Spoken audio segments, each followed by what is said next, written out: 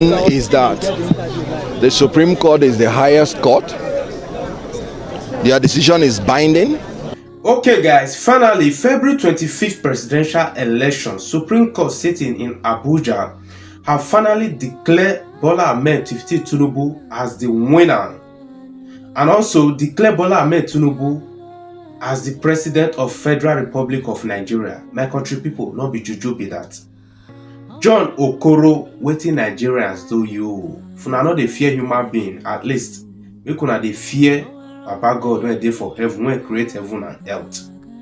Whether or not they see the pain when Nigerians, because out of 100, 80% of Nigerians na them they suffer pass for inside these many gbasgbos when Nigerians they go through. So anyway guys, I not go like to take una time. I go just leave una with this full video of Kenneth Okonkwo reaction concerning wetin happen, the saga when it take place for inside Supreme Court today, and also Bola Ahmed Tinubu when Supreme Court declare as the President of Federal Republic of Nigeria, and also make una hear in own part of the whole saga. I love everyone guys. Is that the Supreme Court is the highest court. Their decision is binding.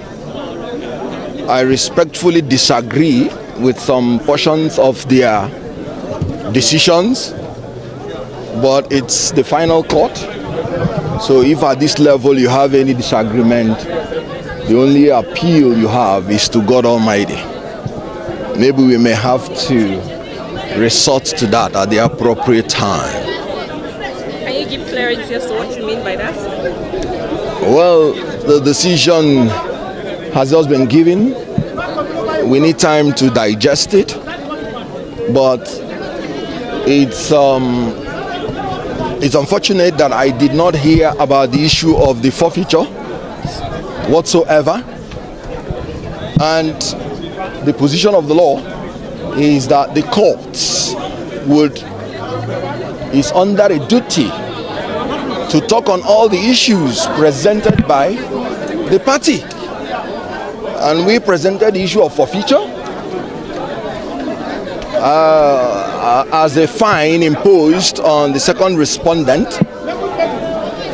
for the proceeds of narcotics and money laundering by the District Court of Illinois. I sat down through, I did not hear it, and I wonder whether that was swept under the carpet or was an oversight, because the lead judgment was detailed on all other issues, and they said all the issues there have been overtaken by event in all our own issues, and I did not hear the issue of the forfeiture. And so that's why I said I disagree respectfully, even though the decision is binding.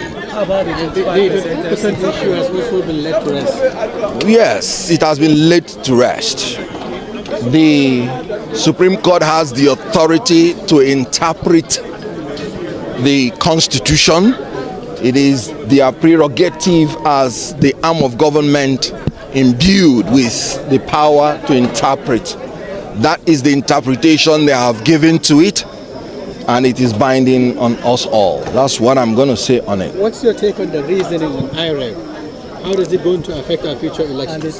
That is very interesting, because the only paragraph the Supreme Court brought to the notice of the world, which was quite interesting, is that even the Supreme Court agreed that non-uploading of the result on IREV reduced the confidence of the people in the election.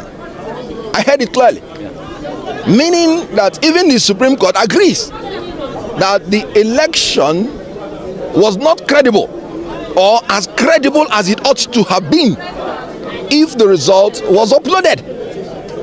So credibility is one of the three arms of an election for the people: free, fair, and credible. Credible means believable. Why shut out the people for the right the law has given unto them?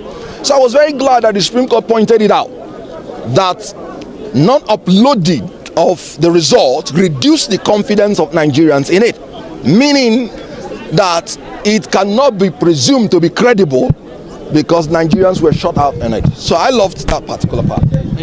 Thank you. He has discussed it. Thank you. Thank you.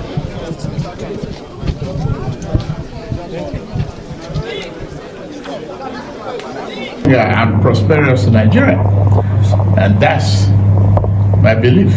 Now that your mandate is short, sir, and Nigerians are now waiting to see what comes from this administration. So how are you rewarding Nigerians with the mandate they've given to you, Your Excellency? I've started from day one to work hard, regardless of, the court cases, okay? And just strengthen my resolve to do more. A challenge of this nature and a future of this nature is more work and more hard work, more dedication. And just appeal to the sense of patriotism of Nigeria to have a change of mindset. Let us be positive about our country, be ready to contribute in all ways possible. There's no promise of El Dorado from day one. We're all in this boat of diversity, a member of the same family, living in the same house, but stay in different rooms. And it is important that we recognize that we have no other country but this one. So we better be committed to it, not for the sake of our own self-aggrandizement. Our commitment to the values, the creed of dedication, patriotism, and commitment to the value of this country. It is extremely important that we have a change of mindset for the sake of our country. Not for us, but for our children and grandchildren, great-grandchildren, the inheritors of tomorrow. Your Excellency, we wish you a success. This moment, we've concentrated on pulling Nigeria from the boot trap of depression. And we understand the sovereignty of the country. You don't need additional distraction to be able to concentrate on building a new economy for the people, an inclusive one for that matter. And the judgment of the Supreme Court put a stop to shenanigans, put a stop to innuendos, put a stop to lies or trial in the media and public place.